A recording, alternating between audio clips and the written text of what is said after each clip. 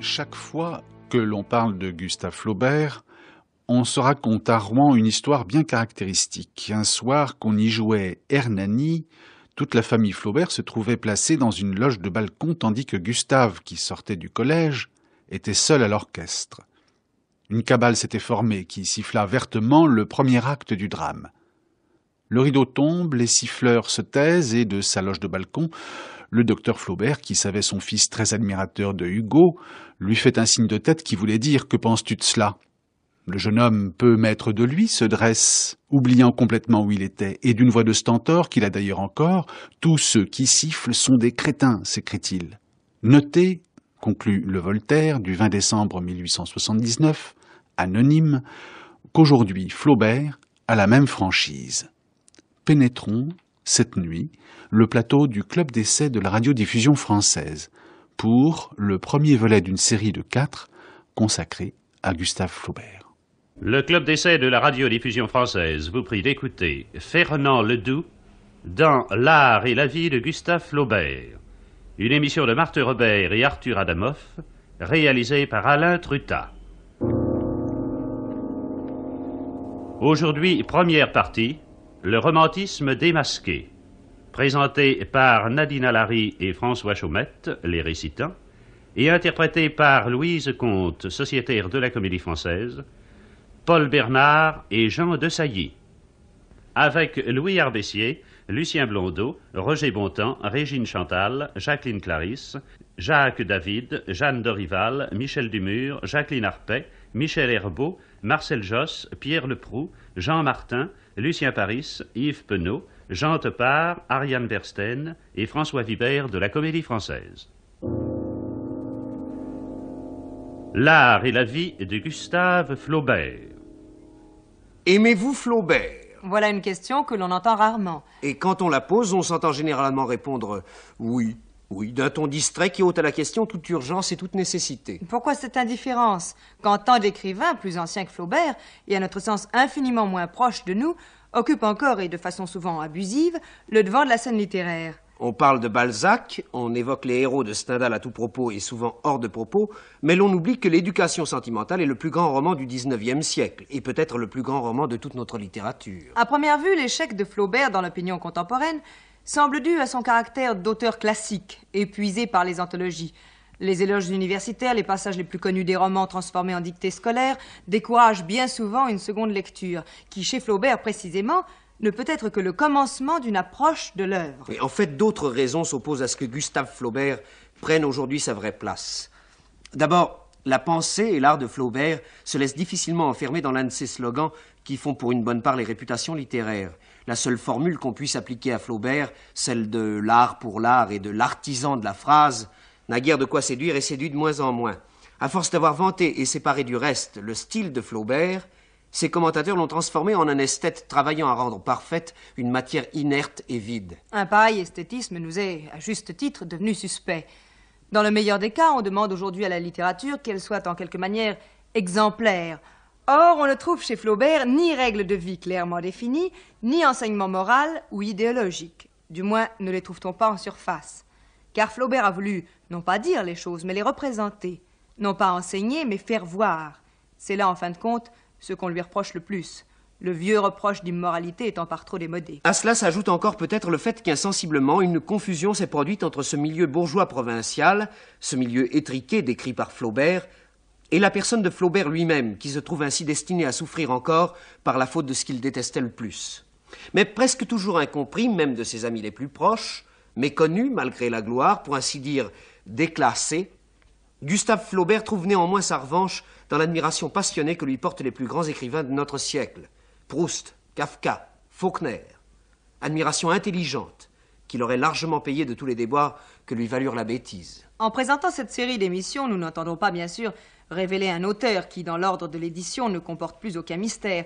Nous ne prétendons pas non plus l'expliquer mieux que d'autres l'ont fait, ni donner une image complète de son œuvre. Non, nous voulons simplement, par la lecture à haute voix de ces textes qui réclament d'être lus à haute voix, et que Flaubert ne manquait jamais de soumettre à l'épreuve de son gueuloir, restituer à une œuvre excessivement discrète et pudique la passion et la chaleur humaine qu'on lui conteste, et qui pourtant la traverse de bout en bout. Je vais donc écrire l'histoire de ma vie. Quelle vie! Mais ai-je vécu? Je suis jeune, j'ai le visage sans rides et le cœur sans passion. Comme elle fut calme, comme elle paraît douce et heureuse, tranquille et pure. Oh oui, paisible et silencieuse comme un tombeau dont l'âme serait le cadavre. Ma vie, ce ne sont pas des faits. Ma vie, c'est une pensée.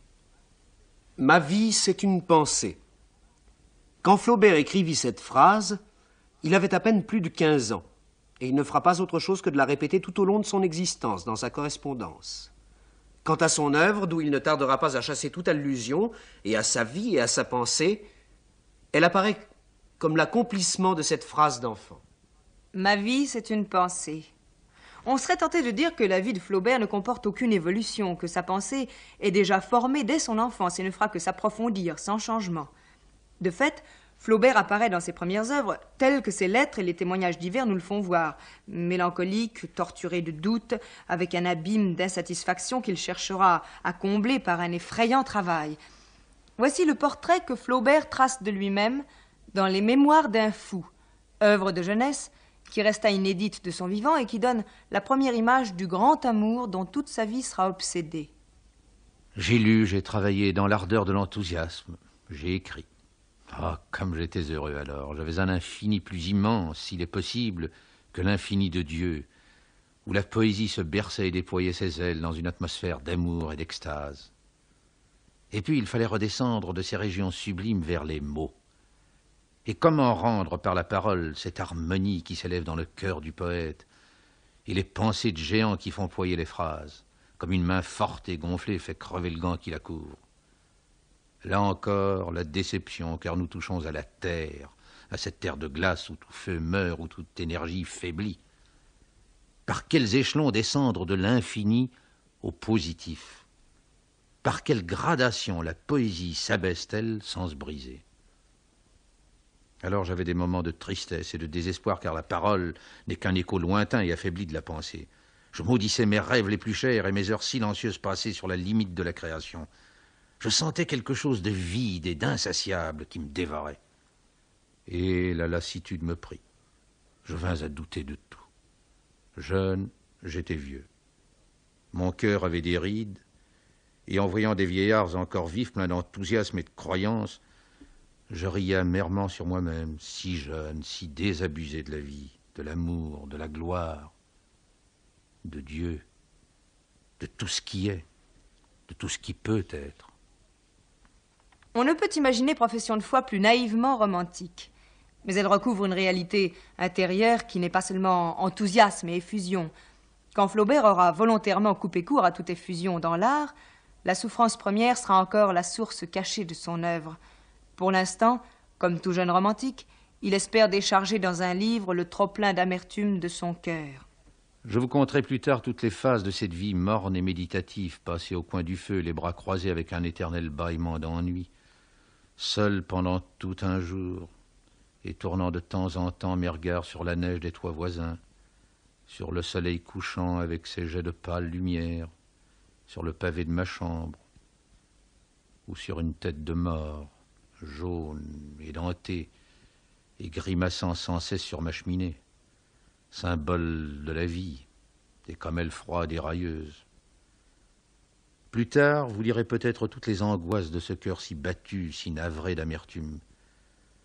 Vous saurez les aventures de cette vie si paisible et si banale, si remplie de sentiments, si vide de faits. Vide de faits, l'existence de Flaubert le restera presque entièrement. Mais il ne nous contera plus les angoisses de ce cœur si battu, si navré d'amertume. Un jour, il décidera au contraire d'exclure ce cœur de son œuvre et de se réfugier dans une impassibilité dont nous verrons qu'elle n'est ni indifférence ni froideur. Cependant, avant d'arriver au dogme de l'impassibilité, le jeune Flaubert compose des œuvres lyriques qui toutes représentent l'effusion d'une âme romantique blessée. De ces œuvres qu'il ne publiera pas, la plus importante est Novembre. Novembre se compose de 2 parties. La première, sans action, sans fait, épanchement de tristesse linéaire et uniforme. La seconde, qui relate une aventure vécue, dit-on, par Flaubert à Marseille, avec une prostituée. Comme les mémoires d'un fou, Novembre est écrit à la première personne, affirmant une identification du narrateur avec l'auteur, identification directe, dont nous ne retrouverons plus aucune trace dans les œuvres ultérieures. Voici, au début de Novembre, une description de l'automne significative d'un état d'âme d'adolescent plutôt que d'une conception esthétique originale, mais où déjà le style de Flaubert commence à se former. Elle est triste, la saison où nous sommes. On dirait que la vie va s'en aller avec le soleil. Le frisson vous court dans le cœur comme sur la peau, tous les bruits s'éteignent, les horizons pâlissent. Tout va dormir ou mourir. Je voyais tantôt les vaches rentrer, elles beuglaient en se tournant vers le couchant. Le petit garçon qui les chassait devant lui avec une ronce grelottait sous ses habits de toile.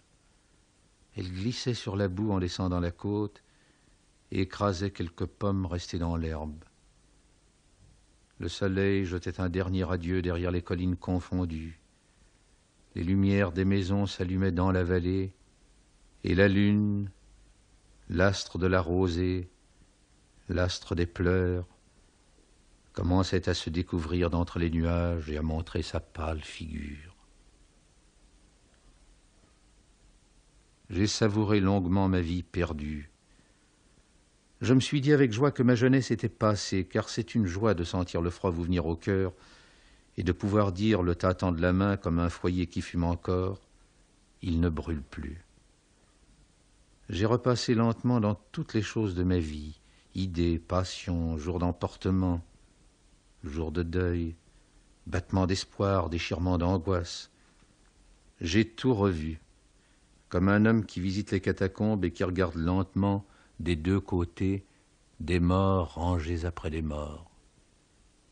À compter les années, cependant, il n'y a pas longtemps que je suis né. Mais j'ai à moi des souvenirs nombreux dont je me sens accablé, comme le sont les vieillards de tous les jours qu'ils ont vécus. Qui donc était ce jeune homme de 20 ans qui parle de sa vie comme si elle était achevée? Gustave Flaubert était fils d'un médecin, Achille Cléophas Flaubert, et de Caroline Fleuriot, elle-même fille de médecin. La famille Flaubert était installée à Rouen, et c'est là que Gustave Flaubert vint au monde le 12 décembre 1821, à l'hôpital de l'Hôtel-de-Dieu, où son père était médecin-chef. Flaubert eut un frère, Achille, qui fit lui aussi sa médecine et succéda à son père, et une sœur, Caroline, de 3 ans plus jeune que lui, et qu'il aima tendrement. Ce fut Madame Flaubert qui s'occupa de l'éducation de ses enfants, jusqu'au moment de les mettre au collège. Et quoiqu'elle fût passablement bourgeoise, elle ne donna aucune teinte religieuse à son enseignement, ce qui explique pourquoi, même jeune, Flaubert n'a jamais été un croyant au sens catholique du mot. Son enfance fut éclairée, dit-on, par les contes et les légendes rapportées par sa bonne Julie, dont le souvenir ému se retrouva dans La Servante au cœur simple. À cet enchantement de la première enfance passée dans la beauté mélancolique du vieil hôpital, les années de collège mettront fin. Comme tant de poètes, Flaubert a beaucoup souffert de la contrainte scolaire. Et c'est peut-être pour lutter contre l'ennui du collège qu'il se met à rêver Héliogabale et Sardanapale, rêverie à laquelle il recourra toujours pour échapper à l'ennui de la vie. Dès le collège, j'étais triste, je m'y ennuyais, je m'y cuisais de désirs, j'avais d'ardentes aspirations vers une existence insensée et agitée, je rêvais les passions, j'aurais voulu toutes les avoir. Derrière la 20e année, il y avait pour moi tout un monde de lumière, de parfums, la vie m'apparaissait de loin avec des splendeurs et des bruits triomphaux. C'était comme dans les contes de fées, des galeries les unes après les autres, où les diamants ruissellent sous le feu des lustres d'or, un nom magique fait rouler sur leurs gonds les portes enchantées, et à mesure qu'on avance, l'œil plonge dans des perspectives magnifiques dont l'éblouissement fait sourire et fermer les yeux. Dès qu'il est en mesure de tenir une plume, Flaubert écrit. Quand il publie son premier livre, Madame Bovary, à l'âge de 35 ans, il a déjà derrière lui une œuvre considérable dont ses amis les plus intimes ne connaissent que des fragments. Citons au hasard La femme du monde, dont le thème rappelle la tentation de Saint-Antoine et est influencé par Hoffmann. Une leçon d'histoire naturelle, étude sur les opinions et les habitudes d'un copiste, qui est déjà une esquisse de Bouvard et Pécuchet. Passion et vertu, qui a pour sujet l'adultère, et préfigure de très loin Madame Bovary.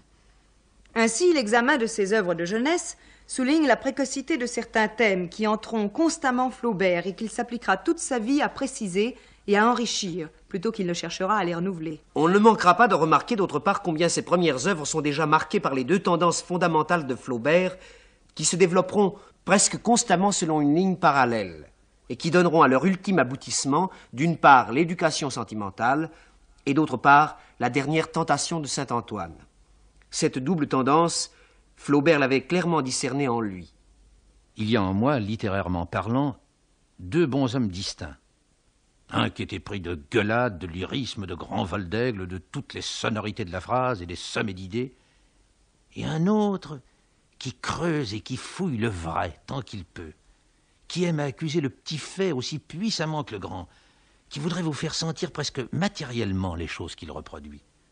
De même que les thèmes principaux de l'œuvre de Flaubert sont déjà présents dans ses œuvres de jeunesse, de même l'événement sentimental le plus important de sa vie, il l'a vécu à 15 ans. 1 an plus tard, il a donc 16 ans, il écrit ses lignes prophétiques. J'aborde mes souvenirs avec une émotion toute religieuse. Ils sont vivants à ma mémoire et presque chauds encore pour mon âme, tant cette passion l'a fait saigner. C'est une large cicatrice au cœur qui durera toujours. À la fin de sa vie, il écrit encore à celle qu'il appelle la toujours aimée. Je rêve sur le passé. L'avenir pour moi n'a plus de rêve. Mais les jours d'autrefois se représentent comme baignés dans une vapeur d'or. Sur ce fond lumineux où de chers fantômes me tendent les bras, la figure qui se détache le plus splendidement, c'est la vôtre. Cette femme que l'on retrouve dans toutes les figures féminines de Flaubert, c'est Élisa Foucault, que Flaubert rencontra un jour de l'été 1836 sur la plage de Trouville. L'amour qu'il conçut pour elle alors qu'il était encore presque un enfant dura toute sa vie. Élisa avait 11 ans de plus que lui. Elle l'aima, elle aussi, mais ils ne furent sans doute jamais amants. Élisa était brune, avec un doux visage, celui-là même que Flaubert prête à Madame Arnould, tel que Frédéric Moreau la voit au début de l'éducation sentimentale. Ses bandeaux noirs, contournant la pointe de ses grands sourcils, descendaient très bas et semblaient presser amoureusement l'ovale de sa figure. Elle était en train de broder quelque chose, et son nez droit, son menton, toute sa personne, se découpait sur le fond de l'air bleu. Jamais il n'avait vu cette splendeur de sa peau brune, la séduction de sa taille, ni cette finesse des doigts que la lumière traversait. Il considérait son panier à ouvrage avec ébahissement, comme une chose extraordinaire. Quels étaient son nom, sa demeure, sa vie, son passé? Comme Madame Arnould, Élisa Foucault avait eu un passé douloureux. On l'avait mariée à un officier du train, Émile Judet. Qu'arriva-t-il à celui-ci? On ne sait. À la suite d'une aventure qui reste mystérieuse, il dut choisir entre l'exil et le suicide. Il partit pour l'Algérie et mourut en 1839. C'est un éditeur de musique, Maurice Schlesinger, qui avait fourni à Judet les moyens d'étouffer le scandale, mais il y avait mis cette condition, que Judet disparaîtrait et renoncerait pour toujours à sa femme. Quand Schlesinger peut enfin l'épouser, Élisa Foucault est déjà mère d'une petite fille. Les relations nouées sur la plage de Trouville continuent pendant plusieurs années. Étudiant à Paris, Flaubert va dîner chaque semaine chez elle, jusqu'au moment où Schlesinger, comme Arnould dans l'éducation sentimentale, fait faillite et est obligé de quitter la France. Il se retire à Bade. Élisa Foucault revint plusieurs fois en France et revit Flaubert. Elle lui survécut, mais sombra dans une folie intermittente qui la fit interner à l'asile de Ilnau. C'est là que Maxime Ducamp, au hasard d'une chasse, la rencontra parmi les pensionnaires de l'asile qui se promenaient sous le regard d'une surveillante. Cet amour est la part la plus sombre et la plus douloureuse de la vie de Flaubert. Seule l'amitié vint atténuer la grande mélancolie de sa solitude. Le plus cher ami d'enfance de Flaubert fut Alfred Le Poitevin, qui devait plus tard épouser Louise de Maupassant, tante du futur écrivain. Le Poitevin exerça une grande influence sur Flaubert, qui lui dédia les Mémoires d'un fou et plusieurs autres œuvres de jeunesse. Il mourut prématurément, comme beaucoup de jeunes romantiques qui vécurent sincèrement leur désespoir. Sur l'étrange atmosphère qui entourait cette jeunesse, Flaubert a pu écrire « Expansion dernière du romantisme arrivant jusqu'à nous et qui, comprimée par le milieu provincial, faisait dans nos cervelles d'étranges bouillonnements. On n'était pas seulement troubadour, insurrectionnel et oriental, on était avant tout artiste. Les pinceaux finis, la littérature commençait. Et on se crevait les yeux à lire au dortoir des romans. On portait un poignard dans sa poche comme Antony. On faisait plus. par dégoût de l'existence. Bah, se cassa la tête d'un coup de pistolet. Oh, ce pandit avec sa cravate. Nous méritions peu d'éloges, certainement. Mais quelle haine de toute platitude! Quels élans vers la grandeur! Quel respect des maîtres!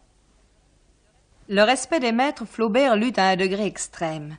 S'il pouvait concevoir du mépris pour toutes les formes de la bêtise et de la bassesse, il était capable en revanche d'une admiration passionnée pour tous ceux qui lui paraissaient se tenir au sommet de l'art.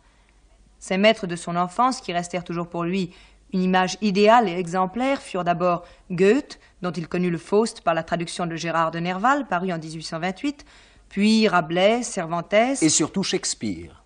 Le seul homme qui puisse remplacer tous les autres, mon vieux Shakespeare, que je vais recommencer d'un bout à l'autre et ne quitter cette fois que quand les pages m'en seront restées au doigt. Quand je lis Shakespeare, je deviens plus grand, plus intelligent et plus pur. Parvenu au sommet d'une de ses œuvres, il me semble que je suis sur une haute montagne. Tout disparaît et tout apparaît. On n'est plus homme, on est œil. J'ai écrit autrefois dans un mouvement d'orgueil heureux cette phrase en parlant de la joie causée par la lecture des grands poètes. Il me semblait parfois que l'enthousiasme qu'ils me donnaient me faisait leur égal et me montait jusqu'à eux. Parallèlement à cette dévotion enthousiaste de Flaubert pour ces grands hommes, nous retrouvons toujours aussi précoce et comme en contrepoint sa haine monumentale de la bêtise. À l'âge de 9 ans, il écrivait déjà à un jeune camarade « J'écrirai des comédies et toi tu écriras tes rêves. Et comme il y a une dame qui vient chez papa et qui nous conte toujours des bêtises, je les écrirai. » C'est Le Garçon, une figure imaginaire créée par Flaubert et ses camarades de collège qui, pour de longues années, et avant même de trouver sa forme littéraire, incarne l'énorme bêtise qui fascina Flaubert toute sa vie. Autour de ce garçon, qui n'est pas sans rappeler beaucoup le père Ubu, gravitent d'autres personnages dont les jeunes gens tiennent les rôles. Flaubert lui-même s'identifie à Saint Polycarpe, qui, dit-on, se serait écrié au spectacle des turpitudes de ce monde. « Mon Dieu, dans quel siècle m'avez-vous fait naître ?» Il est aussi le révérend père Cruchard, supérieur des Barnabites de Notre-Dame de la Désillusion. De ces farces de collégiens est issue la grande épopée de la bêtise, qui tenta Flaubert toute sa vie et qui va de l'histoire d'un commis au dictionnaire des idées reçues et à Bouvard et Pécuchet. Mais de tous ses camarades de collège, aucun ne demeura vraiment un ami. Et bien que son grand ami Louis Bouilhet comptât parmi ses condisciples, il fallut que Flaubert le rencontrât plus tard pour qu'il se liât avec lui d'une affection fraternelle. Et c'est à Paris où, poussé par son père, il alla faire des études de droit, qu'il fit la connaissance de Maxime Ducamp, personnage brillant et arriviste, qui finalement devait décevoir son amitié. Ce que furent les études de droit pour Flaubert, on l'imagine assez. Il s'exprime du reste sans détour à ce sujet dans une lettre écrite en 1842 au moment du procès d'immoralité fait à Théophile Gautier. La justice humaine est pour moi ce qu'il y a de plus bouffon au monde. Un homme en jugeant un autre est un spectacle qui me ferait crever de rire s'il ne me faisait pitié. Et si je n'étais forcé d'étudier maintenant la série d'absurdités en vertu de quoi il le juge. Je ne vois rien de plus bête que le droit, si ce n'est l'étude du droit. Ces études abhorrées prennent d'ailleurs fin brusquement et d'une manière dramatique. Flaubert est atteint d'une sorte de maladie nerveuse qui l'oblige à rentrer près des siens. 2 ans plus tard, son père meurt et sa mère quitte Rouen pour s'installer dans sa propriété de Croisset, où Flaubert vivra désormais seul avec sa mère et avec sa nièce, la fille de sa sœur Caroline, dont il se fera l'éducateur. En 1845, il a 24 ans. Il part pour l'Italie faire un voyage qui devait être de la plus grande importance pour son œuvre, puisque c'est là, à Gênes, qu'il voit la tentation de Saint-Antoine de Bruegel et y découvre comme un pressentiment de ses propres désirs. Attiré par ce qu'il appelle le grotesque triste, l'idée s'empare de lui de créer à son tour une œuvre dans le style du primitif, fourmillante, grouillante, ricanante, grotesque et emportée. À cette impression intense, produite par le tableau, il ne faut pas oublier que vient s'ajouter l'influence considérable du Faust de Goethe, et le fait sans doute décisif que Flaubert connaissait l'histoire de Saint-Antoine depuis son enfance, pour l'avoir vu représenter chaque année dans un théâtre forain de Rouen. C'était une sorte de mystère du Moyen-Âge, joué par des marionnettes. D'ailleurs, on raconte qu'un jour, alors qu'il avait déjà publié sa Tentation, Flaubert mena dans la baraque foraine ses amis Tourguenieff, Maupassant et George Sand. Le montreur de marionnettes, le père Legrain, qui l'avait reconnu, annonça que l'auteur était dans la salle. En fait, avec la Tentation de Saint-Antoine, On aborde la première grande œuvre de Flaubert, celle qui devait hanter toute sa vie et dont la dernière version ne sera achevée que 6 ans avant sa mort. On imagine difficilement l'enjeu que la tentation représentait pour Flaubert. 3 versions différentes témoignent de l'acharnement qu'il mit dans la composition de cette fresque qui, dans son style oriental grouillant de formes et d'idées, est, à l'autre pôle de la nature de Flaubert, comme le pendant de Bouvard et Pécuchet. Il s'était mis à la tentation peu après la mort de son grand ami Alfred Le Poittevin. Après avoir veillé le corps, il avait noté « J'ai eu des aperceptions inouïes et des éblouissements d'idées intraduisibles. Un tas de choses me sont revenues avec des chœurs de musique et des bouffées de parfum. » Saint-Antoine devint son compagnon le plus fidèle, et au bout de tant d'années passées avec lui dans l'angoisse et la peine, il eut du mal à se séparer de lui. Au moment de publier le livre, il écrivit « Charpentier me prend demain Saint-Antoine. Il paraîtra après 93 du Père Hugo. Je quitte ce vieux compagnon de ma vie avec tristesse.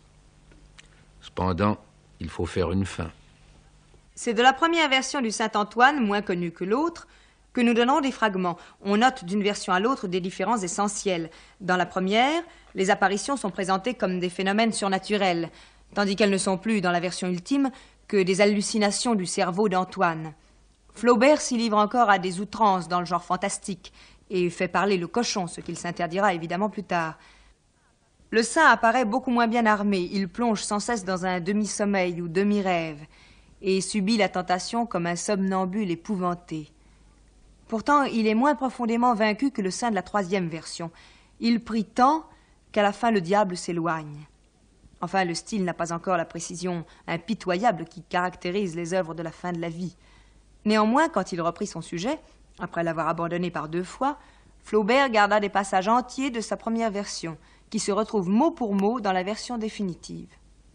Après avoir subi les assauts conjugués des 7 péchés et de la logique, nous retrouvons Saint-Antoine abandonné à la tentation des hérésies. Pourquoi trembler, bon ermite? Nous sommes les pensées mêmes avec qui tu causais tout à l'heure. Ne crains rien, bon Saint-Antoine. Ne crains rien. Oh, comme il y en a, j'ai peur. Peur de la chair, n'est-ce pas? Elle est mauvaise. Oui. C'est par elle que nous sommes maudits. Maudits. En effet. Et maudits par le Père du Verbe, source de tout esprit et dont la chair est l'ennemi. Comme le diable est son ennemi. S'il l'avait créé, cependant, aurait-il maudit son œuvre? Les corps font les corps, l'esprit fait l'esprit. Le diable dont fait le corps a fait l'homme. Satan est son auteur. Pas tout entier. Depuis la poitrine seulement. Jusqu'en bas. Dieu a formé la tête. Où pousse la pensée. Le cœur. Où palpite la vie. Mais c'est le diable qui a fait la digestion. La génération. Et l'envie de voyager qui circule dans les pieds. Oui, l'homme est de 2 parties quant au corps, d'une seule quant à l'esprit, de 3 en tout. Dieu de même est de 3 parties, dont le Père est la première, le Fils la seconde, le Saint-Esprit la 3e. Et la Trinité en constitue l'ensemble. L'ensemble? Mais non. Père, Fils, Saint-Esprit sont une même personne. Oh oui, c'est cela. Ils sont l'unité de Dieu. Et puisque le Fils a souffert, lui qui est Dieu, le Père et l'Esprit qui sont ce même Dieu ont donc souffert. Non. Qu'est-ce donc que Dieu? Dieu? De sa substance indéfinie, il a tiré les mondes avec les âmes. C'est un grand esprit qui a un corps. Oh, laissez-moi. Qu'est-ce donc que l'âme? L'âme. Elle est faite de flammes et d'air. Elle réside en un corps. Elle occupe un lieu.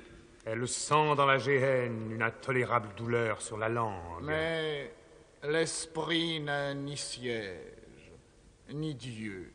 Il est étranger à la peine, comme au plaisir. Dieu seul est donc immatériel et l'âme est bien un corps. Un corps? Qui a dit cela? Moi. Vous, illustre Septimus qui poursuiviez tant les idolâtres. Et voilà même que vous êtes vêtu comme un philosophe stoïque. Oh, j'ai écrit là-dessus un traité que tu aurais dû lire. C'est un païen. Honni soit-il. Tu renies le maître. Que toute clarté t'abandonne. Nous ne t'abandonnons point, nous autres. Nous restons. Qui était le Christ? D'où venait sa chair? Était-elle humaine ou divine? Divine? Humaine? C'est vrai, c'est vrai, c'est vrai, c'est vrai. C'était la chair du Verbe et non la chair de Marie. Lui, l'esprit, avoir séjourné dans un ventre. Pourquoi pas? Puisque le Christ n'était qu'un sage. Horreur, désolation, c'était Dieu le Fils, créé par le Père et créateur lui-même de l'Esprit Saint. C'était Théodotus, on l'a connu. C'était Sem, fils de Noé. C'était l'enfant des éons, l'époux d'Aramoth repenti, le père du démiurge qui fit le cosmocrator et l'anthropos. Antoine étourdi reste immobile, et les ophites s'avancent portant un immense serpent python à couleur dorée avec des taches de saphir et des taches noires. Pour le maintenir horizontalement, les enfants le lèvent au bout de leurs bras, les femmes le retiennent sur leur poitrine, les hommes l'appuient contre leur ventre. Ils s'arrêtent devant Saint-Antoine et forment avec le serpent qu'ils déroulent un grand demi-cercle, à l'entrée duquel se tiennent un vieillard en robe blanche, pinçant de la lyre, et un enfant nu jouant de la flûte sur un air doux et joyeux, quoique plein de lenteur. C'était lui. Moïse le savait. Mais non! Comment cela? Moïse le savait. Qui éleva dans le désert le serpent d'airain. Antoine ouvre des yeux stupéfaits. Ils reprennent. Ces spirales sont les cercles des mondes. Les métaux ont pris leur couleur aux taches de sa peau. De ce qu'il mange, rien n'est rendu. Il absorbe tout. Assise sous un térébinthe, Ève le regardait monter. Son corps gluant se collait contre l'écorce, et les feuilles vertes s'enflammaient à son haleine. Quand il eut passé par toutes les branches, il reparut. Les os de sa mâchoire s'écartèrent. Le fruit tomba. Il le retint sur ses dents. Et suspendu par la queue au tronc du grand arbre, il balançait devant le visage d'Ève, sa tête sifflante aux paupières enivrées. Elle le suivait attentive. Il s'arrêta. La poitrine d'Ève battait. La queue du serpent se tordait. Un lotus s'ouvrit. Les dattes des palmiers mûrirent. Elle tendit la main. Il était bon, le fruit superbe. Elle en ramassa l'écorce pour s'en parfumer la poitrine. S'ils en avaient goûté davantage, ils seraient Dieu maintenant, selon la promesse du tentateur. Sois adoré, grand serpent noir, qui a des taches d'or comme le ciel a des étoiles. Beau serpent que chérissent les filles d'Ève. Au grattement de l'ongle sur la corde tendue, éveille-toi. Au ronflement du roseau creux, éveille-toi. Pousse tes anneaux. Allons, allons, et viens sur nos autels lécher les pains eucharistiques que nous offrons au Seigneur. Les ophites enferment Saint-Antoine dans le cercle du serpent. Il saute par-dessus à pieds joints. Tout disparaît. Il est incontestable que Flaubert a peint dans la figure d'Antoine ses propres tendances à l'avidité, à la gourmandise du corps et de l'esprit, alliées au besoin d'ascétisme qui devait les châtier. Flaubert, qui pratiquait cet ascétisme au nom de son art et non pour l'amour d'un idéal proprement religieux, en reconnaissait le caractère illusoire et les dangers. Sa nièce raconte qu'un jour, devant le spectacle de gens se promenant paisiblement en famille, il s'écria « C'est peut-être eux qui ont raison ». En écrivant La Tentation, il satisfait en quelque sorte symboliquement sa soif désordonnée d'idées, son appétit insatiable de vie, tout en perçant à jour la vanité de toute ascèse, puisque finalement, le diable reviendra visiter Antoine. À peine l'encre du manuscrit est-elle sèche que Flaubert soumet ses pages au jugement de Louis Bouillet et de Maxime Ducamp. Durant 4 jours, il lit sans qu'une marque d'approbation lui soit donnée. La lecture achevée, le singulier tribunal délibère et prononce une terrible condamnation. Jette cela au feu et n'en parle plus jamais.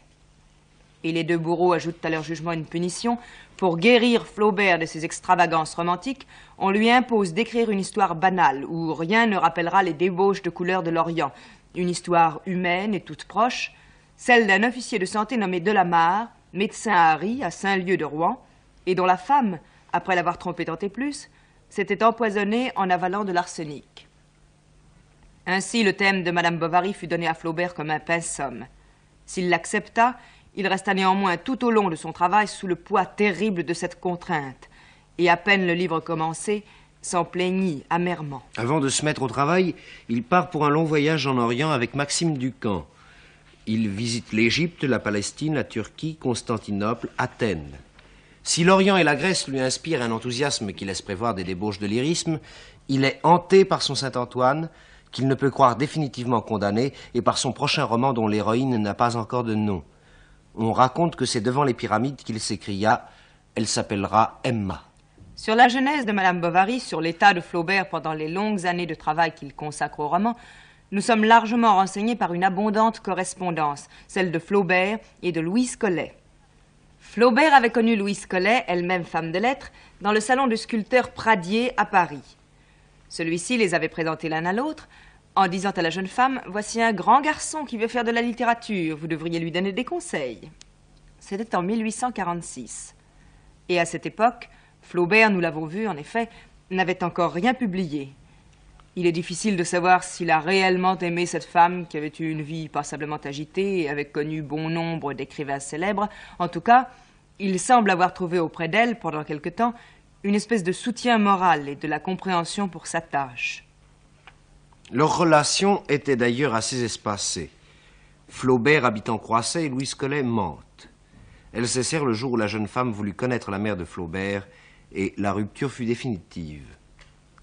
Louise Collet a-t-elle été la muse de Flaubert? Elle n'avait, semble-t-il, ni la grandeur ni la poésie requise pour un tel rôle. Si l'on croit Maxime Ducamp, d'ailleurs fort mauvaise langue, elle a laissé un souvenir plutôt désagréable à ceux qui l'ont aimée, les calomniant et les attaquant après coup. Maxime Ducamp écrivit sur elle cette épitaphe. Si J, celle qui a compromis Victor Cousin, ridiculisé Alfred de Musset, vilipendé Gustave Flaubert et tenté d'assassiner Alphonse Karr. Mais à l'époque où Flaubert travaillait à Madame Bovary, il lui écrivait presque quotidiennement, et ses lettres sont pleines de son héroïne, des difficultés qu'il rencontre dans la composition, des sentiments violents et contradictoires que lui inspire son sujet. Il approche de la trentaine. Il commence à perdre ses cheveux. Premier symptôme d'une décadence qui m'humilie et que je sens bien. Écrit-il à Bouillet. Le voyage en Orient de 1849 a changé sa façon de voir, modifié son attitude à l'égard du monde des formes. Il avait cru que... Certains lieux sur la terre devaient produire le bonheur, comme une plante particulière au sol et qui pousse mal tout autre part. Mais il a cessé de le croire. En somme, Madame Bovary représente pour Flaubert une sorte de crise de maturité. Il rompt dans une certaine mesure avec les passions de sa jeunesse, passions qu'il a jetées toutes vives dans ses premières œuvres, mais la rupture n'est pas complète. Quand je regarde mes années disparues, j'y retrouve tout. Je n'ai rien arraché, rien perdu. C'est de la décision volontaire de changer l'orientation de sa vie et de son art, jointe à l'impossibilité de le faire complètement, que naissent ces sentiments complexes à l'égard de Madame Bovary. Les lettres à Louise Collet en témoignent. D'abord, il éprouve d'extrêmes difficultés à commencer le roman. Je me tourmente, je me gratte. Mon roman a du mal à se mettre en train. J'ai des accès de style et la phrase me démange sans aboutir. La couleur où je trempe est tellement neuve pour moi que j'ouvre des yeux ébahis. En tenant la gageure d'écrire une histoire qui lui est étrangère avec des personnages qui l'attirent, mais uniquement par leur côté ignoble. L'ignoble me plaît, c'est le sublime d'en bas. Flaubert s'astreint à une tâche presque irréalisable. Vivre personnellement la vie plate et fétide de ses héros. S'incorporer leurs pauvres passions et leurs drames, tout en n'en laissant rien paraître dans la forme. C'est au rare moment où il parvient à se fondre avec ses personnages qu'il se sent dans le vrai. Ainsi, ayant fait une promenade dans la forêt pour pouvoir la décrire dans le roman, il dit « Hommes et femmes, tout ensemble, amants et maîtresses à la fois. Je me suis promené à cheval dans la forêt par une après-midi d'automne sous les feuilles jaunes. Et j'étais les chevaux, les feuilles, le vent, les paroles qu'on se disait, et le soleil rouge qui faisait s'entrefermer leurs paupières noyées d'amour. » Mais quel que soit l'état dans lequel Flaubert vit la création de Madame Bovary, rien ne transparaît dans le livre de sa haine ou de son amour. Car c'est là précisément qu'il accomplit la rupture définitive avec son ancienne esthétique et qu'il se retranche de son œuvre, créant par là une nouvelle littérature dont il va maintenant systématiquement développer les lois. Cette littérature, pour Flaubert, c'est en fait une lutte contre le romantisme. En éliminant tout lyrisme de l'art, en interdisant à l'auteur de parler par la bouche de ses personnages, Flaubert condamne explicitement l'attitude du poète romantique à l'égard de son œuvre, qui, justement, ne cherche qu'à s'exprimer, à s'expliquer et à se justifier. Lutte contre le romantisme, certes, mais lutte entreprise en toute connaissance de cause, car Flaubert est et restera jusqu'à la fin un romantique, mais un romantique qui prend conscience des dangers et des excès du romantisme et refuse de les justifier. Ainsi, sans faillir au principe de la neutralité de l'auteur, principe qu'il a érigé en dogme, Flaubert peut s'incarner dans son héroïne et s'écrier « Madame Bovary, c'est moi ».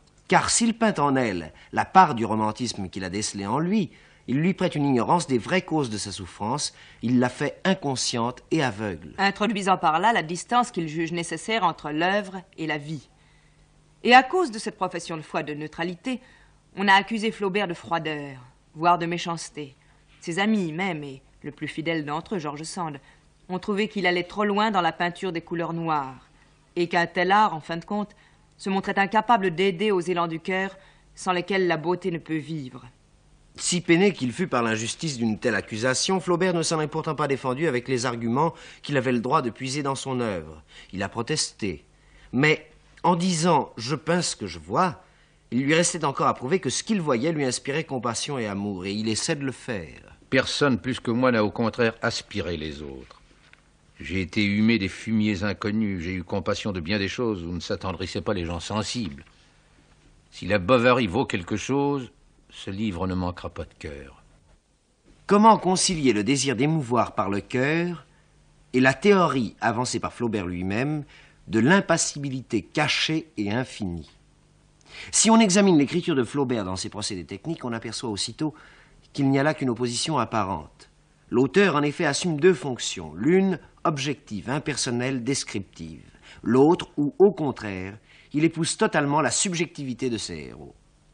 Le passage continuel d'un ton à l'autre met en évidence l'écart dramatique entre la réalité froide, vue par l'auteur objectif, et le rêve intérieur des personnages, que l'auteur assume entièrement avec la part la plus douloureuse de lui-même.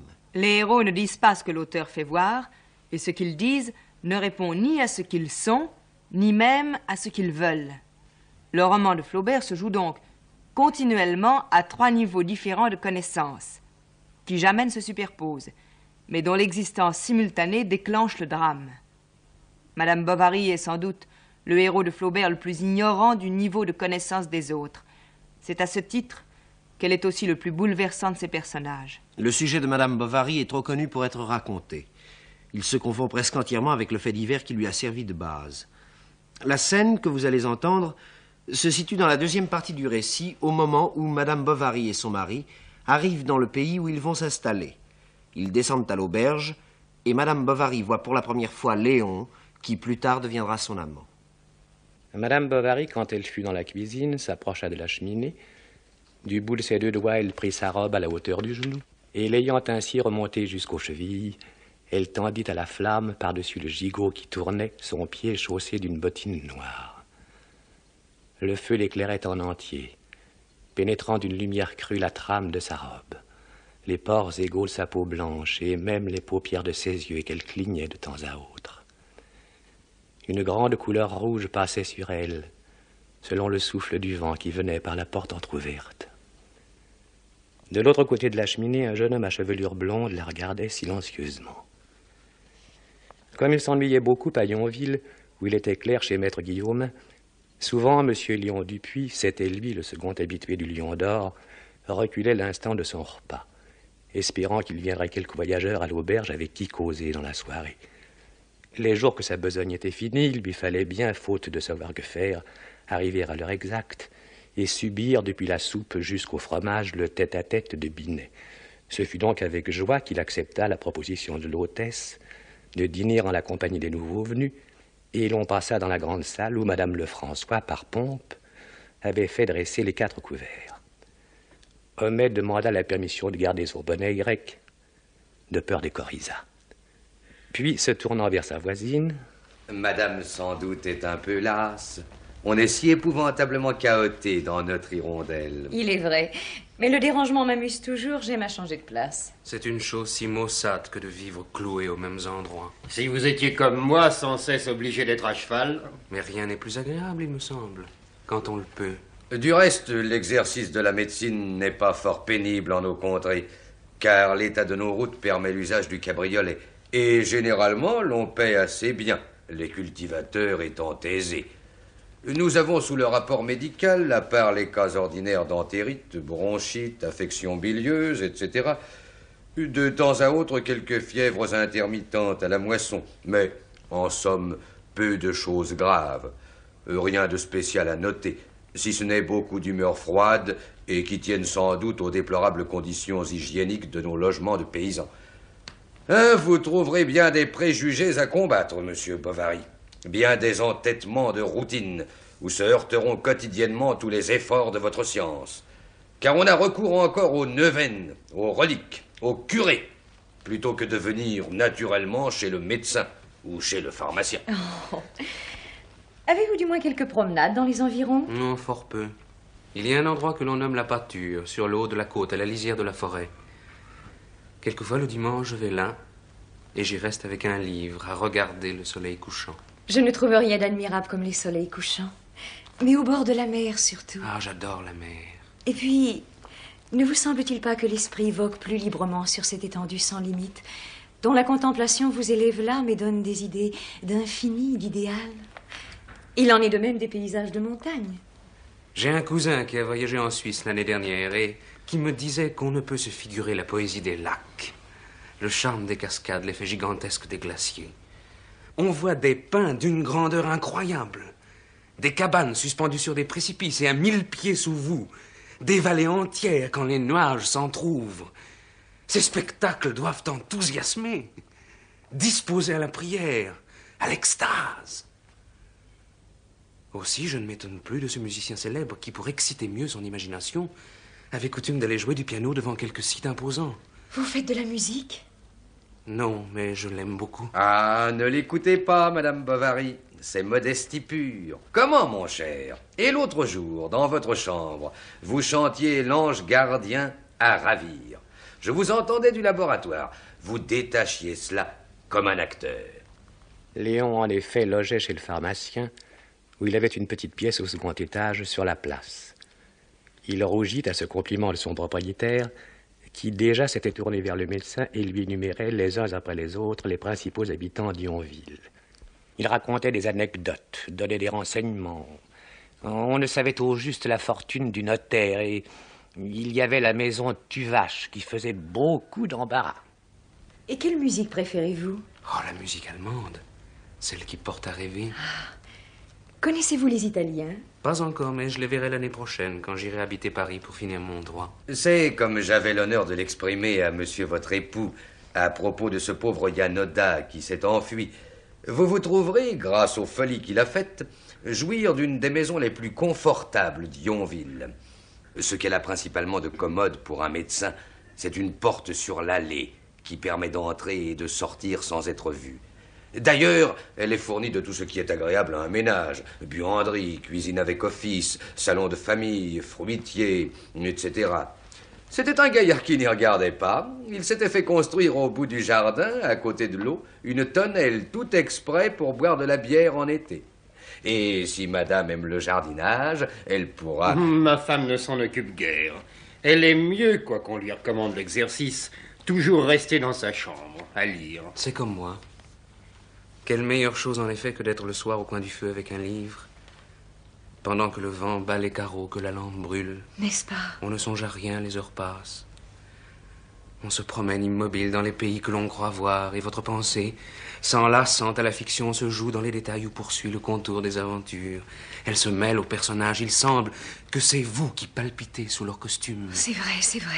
Vous est-il arrivé parfois de rencontrer dans un livre une idée vague que l'on a eue, quelque image obscurcie qui revient de loin, et comme l'exposition entière de votre sentiment le plus délié? J'ai éprouvé cela. C'est pourquoi j'aime surtout les poètes.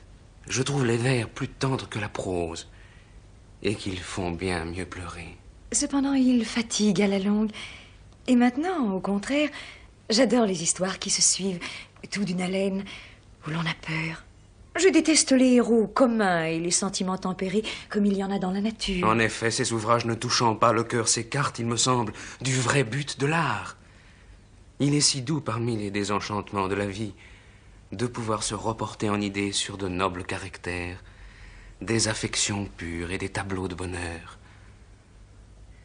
Quant à moi, vivant ici loin du monde, c'est ma seule distraction. Mais Yonville offre si peu de ressources. Comme Tost, sans doute. Aussi, j'étais toujours abonné à un cabinet de lecture. Dans le passage que l'on vient d'entendre, les dialogues, alternant avec la description du cadre et les interventions d'Homais, donnent par leur concision et la manière dont les voix se répondent l'illusion que deux êtres faits l'un pour l'autre viennent de se rencontrer. Mais en dévoilant avec cette complaisance leurs goûts et leurs aspirations, Emma et Léon révèlent déjà en partie la pauvreté de leur nature. Ces goûts et ces aspirations ne leur appartiennent pas. Ils sont l'un et l'autre simplement insatisfaits, mais trop privés de ressources pour savoir ce qu'ils aiment, ce qu'ils valent. Et ce qu'ils veulent. Ce faux rapprochement de deux êtres qui se forment d'eux-mêmes une image idéale mensongère ne peut que provoquer le malentendu, plus même, pour Emma, le drame. Et le génie de Flaubert, c'est d'imposer la présence du drame au moment même où les paroles semblent créer l'harmonie. Tous les gestes de Madame Bovary, tous les sentiments qu'elle croit éprouver sont marqués par cette illusion fatale qui lui masque l'irréalité de ses désirs. Quittée par son amant qu'elle n'aime pas et qui ne l'aime pas, elle semble apercevoir l'abîme d'aberration dans lequel elle s'enfonce et songe à se tuer. Le lendemain, quand il fut debout, vers 2 heures environ, il avait dormi tard, Rodolphe se fit cueillir une corbeille d'abricots. Il disposa la lettre dans le fond, sous des feuilles de vigne, et ordonna tout de suite à Girard, son valet de charrue, de porter cela délicatement chez Madame Bovary. Il se servait de ce moyen pour correspondre avec elle, lui envoyant, selon la saison, des fruits ou du gibier.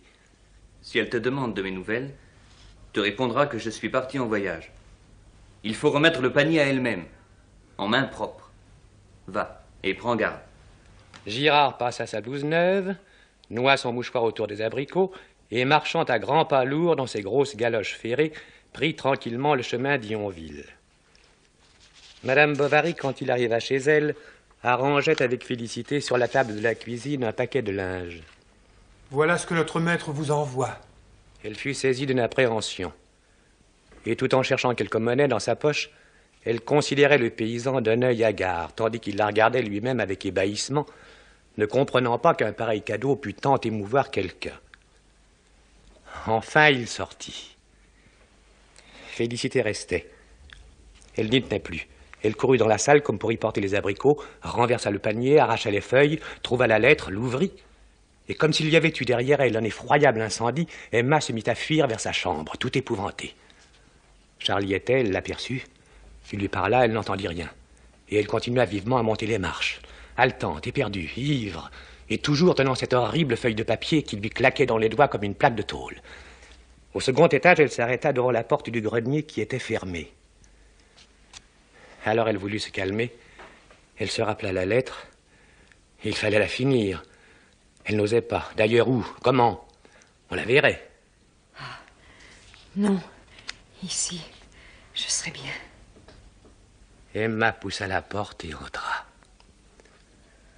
Les ardoises laissaient tomber d'aplomb une chaleur lourde qui lui serrait les tempes et l'étouffait.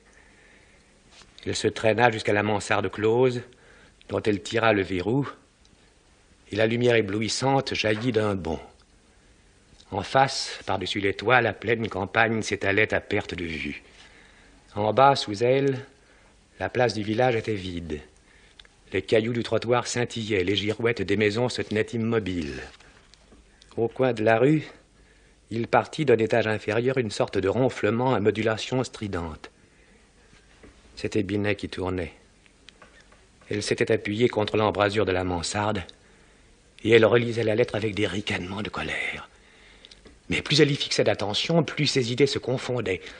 Elle le revoyait, elle l'entendait, elle l'entourait de ses deux bras, et des battements de cœur qui la frappaient sous la poitrine comme à grands coups de bélier s'accéléraient l'un après l'autre à intermittences inégales. Elle jetait les yeux tout autour d'elle avec l'envie que la terre croulât. Pourquoi n'en pas finir? Qui la retenait donc? Elle était libre. Et elle s'avança. Elle regarda les pavés en se disant... Allons. Le rayon lumineux qui montait d'en bas directement tirait vers l'abîme le poids de son corps. Il lui semblait que le sol de la place, oscillant, s'élevait le long des murs et que le plancher s'inclinait par le bout à la manière d'un vaisseau qui tangue. Elle se tenait tout au bord, presque suspendue, entourée d'un grand espace. Le bleu du ciel l'envahissait, l'air circulait dans sa tête creuse. Elle n'avait qu'à céder, qu'à se laisser prendre. Et le ronflement du tourne-disque discontinuait pas, comme une voix furieuse qui l'appelait. Ma femme! Où es-tu donc? Arrive! L'idée qu'elle venait d'échapper à la mort faillit la faire s'évanouir de terreur. Elle ferma les yeux. Puis, elle tressaillit au contact d'une main sur sa manche. C'était Félicité. Monsieur vous attend, madame. La soupe est servie. Et il fallut descendre. Il fallut se mettre à table. Faute d'avoir compris où se situait le vrai sens du roman, les contemporains se sont égarés dans des querelles vides sur l'immoralité du livre, les uns l'accusant d'être immoral, les autres le jugeant propre à encourager la vertu. L'image grossière de cette incompréhension apparaît dans l'histoire du procès, où les juges essayèrent en vain de condamner Flaubert. Le 1er octobre 1856, la Revue de Paris publiait une partie de Madame Bovary. Dès le mois de décembre, la revue exige des coupures. Elle demande en particulier que la scène du fiacre soit coupée. Flaubert proteste. On ne blanchit pas les nègres, on ne change pas le sang d'un livre, on peut l'appauvrir, voilà tout.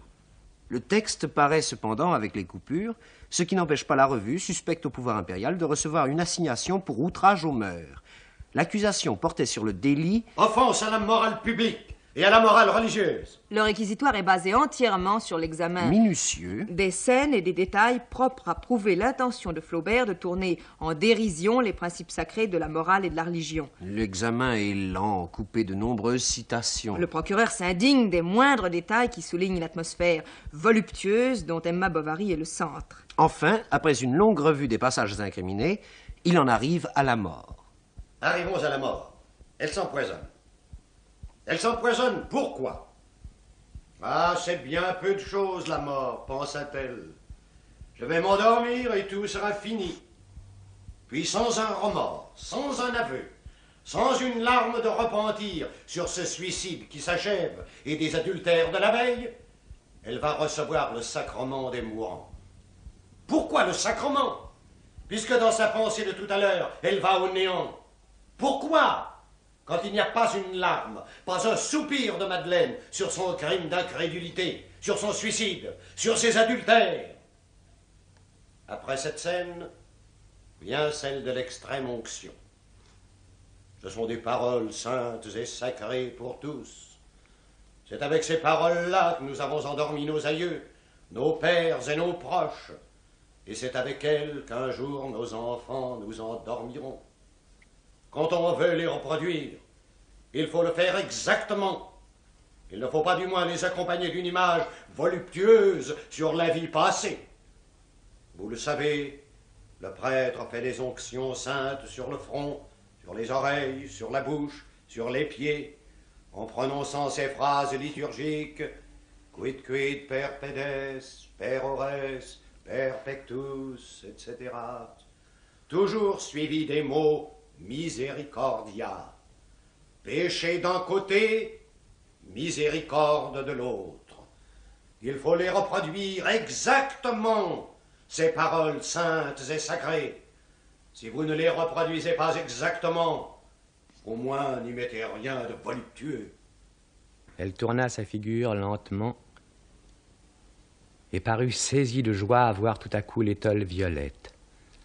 Sans doute retrouvant au milieu d'un apaisement extraordinaire la volupté perdue de ses premiers élancements mystiques, avec des visions de béatitude éternelle qui commençaient.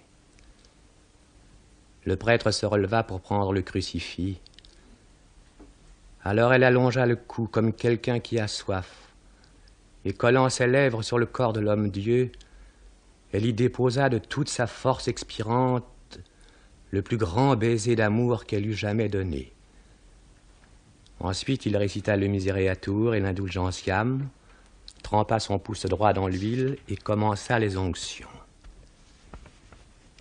D'abord sur les yeux, qui avaient tant convoité toutes les somptuosités terrestres, puis sur les narines, friandes de brises tièdes et de senteurs amoureuses, puis sur la bouche, qui s'était ouverte pour le mensonge, qui avait gémi d'orgueil et crié dans la luxure, puis sur les mains, qui se délectaient au contact suave, et enfin sur la plante des pieds, si rapides autrefois quand elle courait à l'assouvissance de ses désirs, et qui maintenant ne marcheraient plus.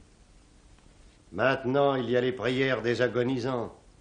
que le prêtre récite tout bas, où à chaque verset se trouvent les mots « âme chrétienne, partez pour une région plus haute ».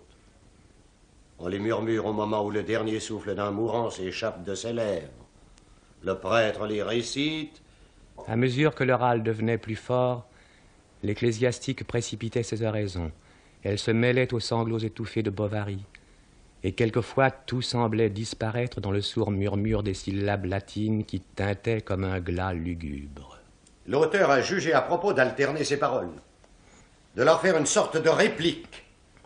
Il fait intervenir sur le trottoir un aveugle qui entonne une chanson dont les paroles profanes sont une sorte de réponse aux prières des agonisants.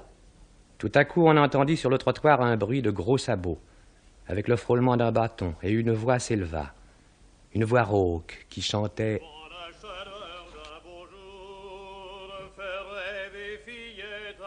L'amour, il souffla bien fort ce jour-là, et le Juponcourt s'envola. » C'est à ce moment que Madame Bovary meurt. Ainsi, voilà le tableau. D'un côté, le prêtre, qui récite les prières des agonisants. De l'autre, le joueur d'orgue, qui excite chez la mourante un rire atroce, frénétique, désespéré. Croyant voir la face hideuse du misérable qui se dressait dans les ténèbres éternelles comme un épouvantement. Une convulsion la rabattit sur le matelas. Tous s'approchèrent. Elle n'existait plus. Et puis ensuite, lorsque le corps est froid, la chose qu'il faut respecter par-dessus tout, c'est le cadavre que l'âme a quitté. Quand le mari est là, à genoux, pleurant sa femme, quand il a étendu sur elle le linceul, tout autre se serait arrêté. Et c'est le moment où M. Flaubert donna le dernier coup de pinceau. Le drap se creusait depuis ses seins jusqu'à ses genoux, se relevant ensuite à la pointe des orteils. Voilà la scène de la mort. Je l'ai abrégée. Je l'ai groupée, en quelque sorte. C'est à vous de juger et d'apprécier si c'est là le mélange du sacré au profane ou si ce ne serait pas plutôt le mélange du sacré au voluptueux. La thèse de la défense s'appuya tout entière sur le fait bien connu que la peinture du vice puni concourt à encourager la vertu. Thèse bien faible. Mais qui se trouva pourtant efficace, l'avocat ayant pu fort heureusement tirer parti d'un témoignage hautement respecté, celui de Lamartine.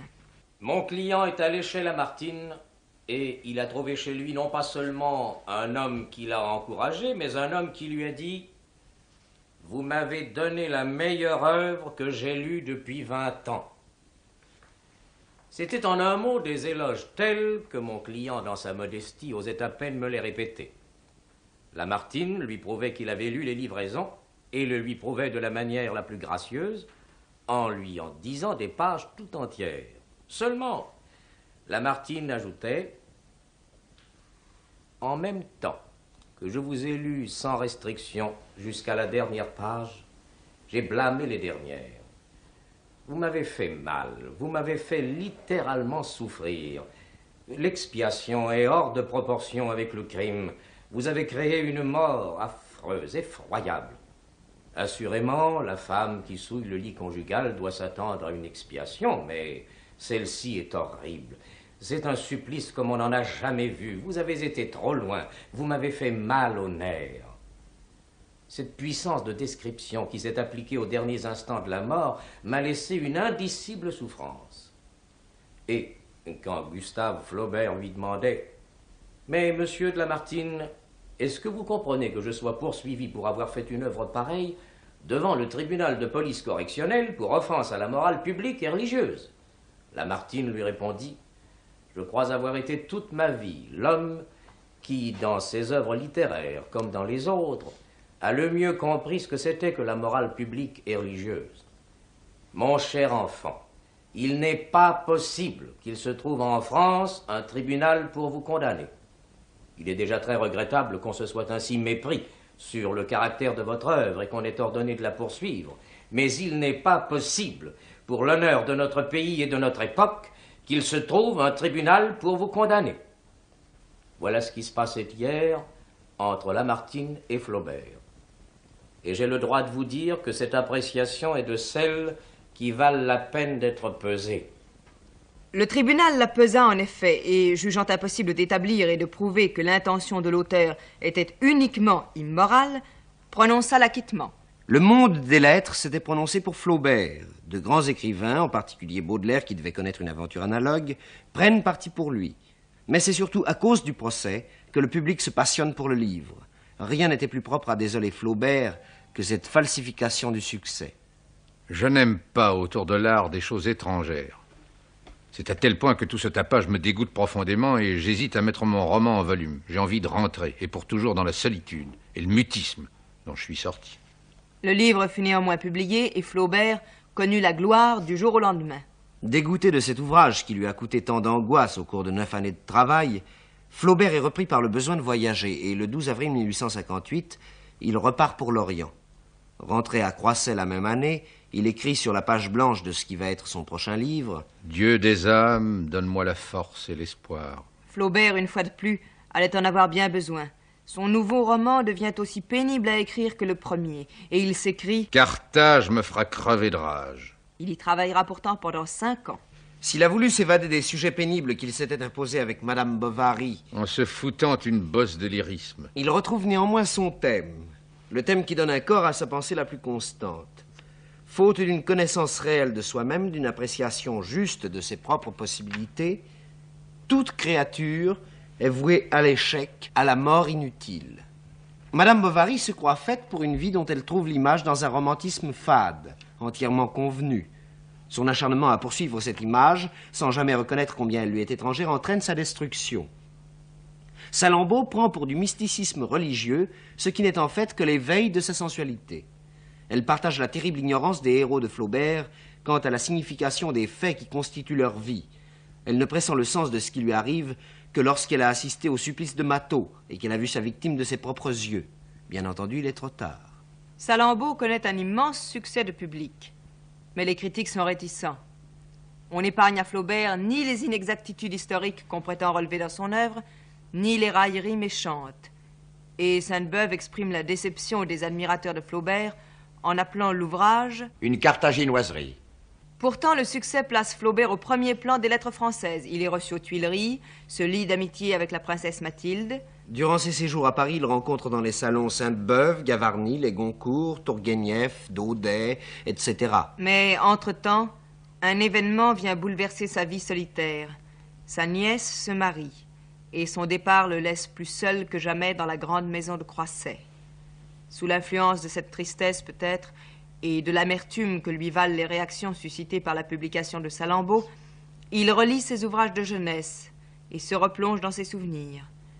C'est ainsi qu'il retrouve la première version de l'éducation sentimentale, commencée en 1843 et terminée en 1845, dans lequel il dépeignait son premier amour, à 15 ans, né sur la plage de Trouville, un jour d'été de 1836, sujet qui se trouvait déjà dans les mémoires d'un fou. Dans ces deux œuvres, c'est toujours le visage d'Élisa Foucault que l'on retrouve, visage qui, même sous les traits d'Emma Bovary, était venu le hanter. Repris par l'infinie mélancolie du passé, Flaubert va donner à sa nouvelle éducation sentimentale les proportions grandioses de l'épopée. Ce sera son chef-d'œuvre. Le club d'essai de la radiodiffusion française vient de vous faire entendre Fernand Ledoux dans L'art et la vie de Gustave Flaubert, une émission de Marthe Robert et Arthur Adamoff, réalisée par Alain Trutat. Aujourd'hui, première partie, le romantisme démasqué, présenté par Nadine Alary et François Chaumette, les récitants, et interprété par Louise Comte, sociétaire de la Comédie Française, Paul Bernard et Jean de Sailly.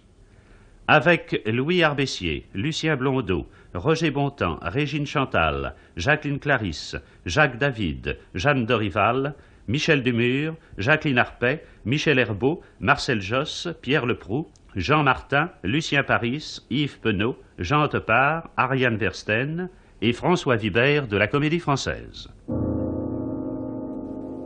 Prochaine émission, de l'éducation sentimentale à Bouvard et Pécuchet. Premier volet d'une série de 4 diffusée la première fois le 4 avril 1954 sur l'antenne de France 4 Haute Fidélité.